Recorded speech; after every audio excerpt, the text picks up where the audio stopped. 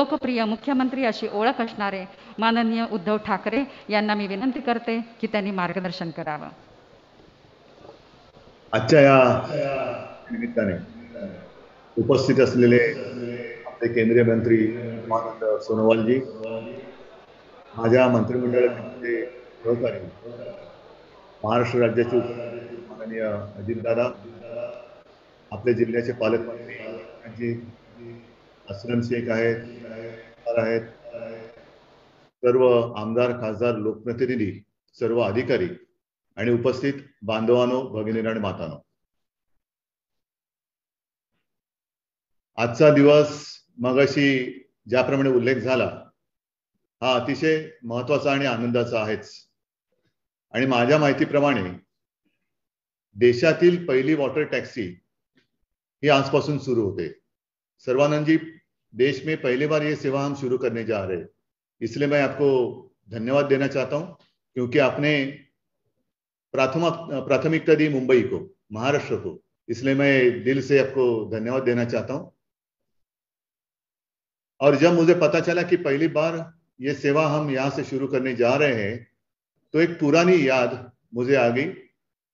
उस वक्त तो हम आजाद नहीं थे, लेकिन इस देश में पहली रेलवे की सेवा शुरू की गई थी, वो भी मुंबई थी. मुंबई और ठाणे के दरम्यान देश की पहली रेल्वे शुरू हो गई थी और बाद में पूरे देश में उसका नेटवर्क हो गया. आणि मला खात्री आहे की मुंबईतून जे सुरुवात मुंबईत होते त्या सुविधांचा प्रसार आणि अनुकरण संपूर्ण देशात होतं. छत्रपती शिवाजी महाराजांची जयंती परवाच आहे, त्याचाही उल्लेख झाला. पण आणखीन एक योगायोग सांगतो की आज आपण वॉटर टॅक्सी सुरू करतो. म्हणजे समुद्र हा केवळ, म्हणजे मी मुंबईकर आहे, माझा जन्म मुंबईत झाला. लहानपण माझं जसं इतर मुंबईकरांचं सुरू होतं तसं समुद्र चौपाटीवरती, म्हणजे मी शिवाजी पार्कला राहत होतो, दादर चौपाटीवरती वाळूमध्ये खेळता खेळता मी मोठा झालो. मग समुद्र हा केवळ पाहण्याचीच गोष्ट आहे का नुसतं समुद्रावरती जाऊन भेळ खाण्याचीच गोष्ट आहे का? तसं नाहीये. तर त्याही काळामध्ये छत्रपतींनी पहिल्यांदा समुद्राचं सामर्थ्य ओळखलं की समुद्रावरती पण हुकमत असली पाहिजे. आणि आपल्या देशातलं पहिलं आरमार अगदी या नव्या मुंबईत नाही पण पलीकडच्या बाजूला कल्याणमध्ये छत्रपती शिवाजी महाराजांनी त्या आरमाराची बांधणी सुरू केली. मग त्यावेळेपासून ह्या जागेचं आणि या परिसराचं महत्व हे अधोरेखित झालेलं आहे. आणि त्या वेळेला छत्रपतींनी जी सुरुवात केली ती पुढे इंग्रजांनी ते महत्व कायम त्याचं ओळखून मग मुंबई हे एक महत्वाचं बेट झालं. आज मला खरंच मनापासून एका गोष्टीचं समाधान आहे की आपल्याकडे अनेकदा काही अशा गोष्टी असतात की ज्याचं महत्व हे आपण किती ओळखतो आणि त्याचा किती चांगल्या पद्धतीने जनतेला उपयोग करून देतो हे कळणं फार महत्वाचं असतं. ही वॉटर टॅक्सी आहे. आता वॉटर टॅक्सी म्हटल्यानंतर पुन्हा एकदा आपल्याकडे काळ्या पिवळी टॅक्सीची एक आठवण येते, नुसतं मीटर डाऊन केलं की चलो. तर तसं नाहीये. ही वॉटर टॅक्सी ही आपल्या बाजूला जगत विख्यात जी लेणी आहे एलिफंटा, तिकडे सुद्धा जाणार आहे. अनेकांना तिकडे जायचं असतं, जात असतीलही, पण जायचं कसं हा एक महत्वाचा प्रश्न असतो. तर त्यांच्यासाठी सुद्धा एक चांगली सुविधा ही आजपासून उपलब्ध होत आहे. साहजिकच आहे, विकास म्हटल्यानंतर दळणवळण हा एक फार महत्वाचा त्याचा भाग असतो. वाहतुकीची सोय किती आहे, कशी आहे, अडीअडचणीची आहे का? आणि आज ज्याप्रमाणे मुंबई, नवी मुंबई ही जलवाहतूक सुरू होते आहे, अगदी सुरुवातीच्या काळामध्ये हा वाशीचा ब्रिज पण नव्हता. आणि जुने जाणते लोक जे आज त्यांना त्या काळाची आठवण होते, मुंबईत यायचं म्हणजे कसं यायचं, मुंबईतनं बाहेर जायचं, अगदी पुण्याला जायचं तरी कोणत्या मार्गाने जात आपण होतो, ही एक आठवण आज सुद्धा काही लोकांना येत असेल. मग एक दिवशी आपल्यासाठी हा नव्या मुंबईचा पूल सुरू झाला. फार मोठं अप्रूप होतं. अनेकदा नुसतं त्या ब्रिजवरून जाण्या येण्यासाठी सुद्धा लोक जात होती. मग तो ब्रिज कमी पडायला लागला आणि थोडासा कमजोर झाला म्हणून नवीन ब्रिज आला. त्याच्यानंतर आता आधुनिकीकरण आपण करत असताना मेट्रो आली, रेल्वे आणखीन वाढते, भुयारी मेट्रो, भुयारी रेल्वे, आणखीन काय काय होते. त्याच्यात ही एक चांगली भर आपण टाकलेली आहे. वॉटर टॅक्सी जे मी मगाशी म्हटलं की समुद्राचा उपयोग केवळ नयनरम्य सूर्योदय सूर्यास्त पाहण्यापुरताच नाहीये, तर समुद्राचा सुद्धा उपयोग करून घेता येतो. आणि नाही म्हटलं तरी मुंबई हे एक 7 बेटांचं बनलेलं शहर आहे. म्हणजे त्या काळामध्ये सुद्धा या बेटावरून त्या बेटावरती जाण्यासाठी होड्यांचाच वापर होत असतात. आज आपण एवढं आधुनिकतेकडे गेल्यानंतर सुद्धा पुन्हा एकदा जलवाहतुकीकडे वळतो आहोत. समुद्राचा उपयोग आपल्याला सर्वांना कल्पना आहे की येत्या 1-2-3 वर्षामध्ये समुद्राचं पाणी सुद्धा आपण पिण्यायोग्य करतो आहोत. हा एक मोठा क्रांतिकारक टप्पा आपण पार पाडणार आहोत. आणि मग दळणवळणाच्या सोयी सुविधा बघताना आपल्याकडे अनेक गोष्टी आपण करतो आहोत. जसं एक पहिला मार्ग आपण केला होता वाहतुकीसाठी मुंबई पुणे रस्ता. मग तेव्हा मुंबईमध्ये 55 उड्डाणपूल बनले, ते सुद्धा आता कमी पडायला लागले. मग आता आपण सागरी मार्ग करतो, कोस्टल रोड, आता तो सुद्धा येत्या काही दिवसात पूर्ण होईल. त्याचप्रमाणे आपल्याकडनं मुंबईतून कोकणामध्ये आणखीन एक सागरी मार्ग करतो. तर अशा अनेक गोष्टी आपण करतो.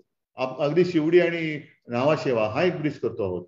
तर हे मुंबई हे एक आर्थिक केंद्र देशाचं आहे. याला आर्थिक राजधानी माना अथवा नका मानू, पण नक्कीच एक आर्थिक केंद्र तर आहेच. अनेक चांगल्या मोठ्या घडामोडी या मुंबईमध्ये घडतात. मुंबई जगाबरोबर हवाई वाहतुकीच्या माध्यमातून चांगली जोडली गेलेली आहे. पण मुंबई अंतर्गत वाहतूक, मुंबई अंतर्गत म्हणतोय म्हणजे मी केवळ मुंबई शहर नाही म्हणत, तर आपला हा MMR रिजन आहे, त्या संपूर्ण तिथल्या जनतेसाठी, मग कामासाठी ये जा करणाऱ्या, उद्योगधंद्यासाठी, व्यवसायासाठी येत जात असणाऱ्या माझ्या बांधवांची आणि माता भगिनींची अधिक सोय कशी करता येईल, अधिक सुविधा आपण त्यांना काय देऊ शकतो, त्याच्यात अनेक अनेक अनेक मार्ग आपल्याला शोधावे लागतात. आणि त्यातला हा एक मार्ग आहे. परदेशामध्ये आणि आपल्या देशात सुद्धा आता काही ठिकाणी सुरू झालेले, जसं आपण आता वॉटर टॅक्सी सुरू केले, वॉटर प्लेन, सोनोवाल जी वॉटर प्लेन, ये एक और एक मार्ग है. आज तो हम मुंबई के 2 शहर, मतलब नवी मुंबई भी मुंबई हो गई अभी उसमें कोई खास फर्क नहीं रहा. अभी मुंबई का नया एयरपोर्ट जो है वो नजदीक है, सामने आ रहा है, तो वो भी मुंबई का एयरपोर्ट है. फिर कुछ दिन पहले हमने वहां एक फुटबॉल ग्राउंड, उसका लोकार्पण किया. वो जो इलाका है मुंबई, नवी मुंबई, अब हम वहाँ स्पोर्ट्स सिटी बनाने जा रहे हैं. तो काफी सारी चीजें वहां और इस मुंबई में आने जा रही है.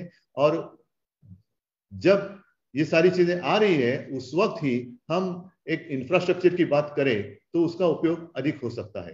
पहिलं सुरू काय करायचं, अनेक उद्योजक किंवा आणखीन काही पर्यावरणाच्या पूरक गोष्टी लक्षात घेऊन उद्योगधंदे येणार असतील, आणखीन काही सोयी सुविधा येणार असतील, तर ते पहिल्यांदा बघतात की बाबा इकडे इन्फ्रास्ट्रक्चर काय आहे, कशा पद्धतीने दळणवळण होऊ शकतं. तर आज हे आणखीन चांगलं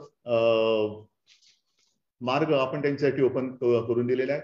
मगाशी मंदाताई आपण म्हणालात, आपणही प्रयत्न केलेले आहेत. मला राजन विचारे साहजिकच आहे, माझ्या पक्षाचा खासदार असल्यामुळे सातत्याने ते पाठपुरावा करत होते आणि पाठपुरावा करताना मला ते सांगत होते की कुठपर्यंत कसं आलेलं आहे. म्हणून राजन तुमचे सुद्धा मी तुम्हाला सुद्धा धन्यवाद देतो. एकूणच काय की ज्यांचे हातभार या प्रकल्पाला लागलेले आहेत, सहकार्य लाभलेले आहेत, त्यांना धन्यवाद तर दिलेच पाहिजे. क्योंकि सर्वानंद जी किसी अकेले का सपना नहीं कि और या ना आपके लिए ना मेरे लिए, ये सब जनता के लिए. हमारा कर्तव्य है जनता की सेवा करें. और प्रधानमंत्री जी तो हम अपने आप को प्रधानमंत्री कहते नहीं, प्रधान सेवक कहते हैं. और सचमुच उनको भी मैं धन्यवाद देना चाहता हूं. ठीक है, राजनीति एक जगह होती है, वो होनी चाहिए, नहीं होनी चाहिए अलग बात, लेकिन जनता की सेवा उसे हमें प्राथमिकता देनी चाहिए. और इसलिए मैं आपको फिर से एक बार धन्यवाद देना चाहता हूं. आप तो साथ में खड़े हो, इस बार भी आपने सहायता की है और आगे जाकर जो चीज मैंने अनाउंस करनी चाहिए थी वो आपने की. महाराष्ट्र के लिए हम क्या करने जा रहे हैं, तो आपको मैं धन्यवाद देना चाहता हूं. आणि कोणत्याही लोकोपयोगी कामासाठी मी तर आहेच, आमच्या राज्याचे उपमुख्यमंत्री आहेत, ते वित्तमंत्री सुद्धा आहेत. महाराष्ट्र सरकार कभी पीछे नहीं हटेगी. जो भी चीज जनता के लिए है, बस आप हमें सहायता करिए, हम हमें आपको करेंगे. और अब सिर्फ महाराष्ट्र ही नहीं, पूरा देश को हमें बलवान बनाना है. आणि बलवान आपल्या हिंदुस्थानसाठी आपण जे काही करू आणि कराल त्याच्यासाठी आम्ही आपल्या सोबत आहोत. आपलं सहकार्य असंच असू द्या एवढीच एक विनंती करतो आणि सर्वांना धन्यवाद देतो. जय हिंद, जय महाराष्ट्र.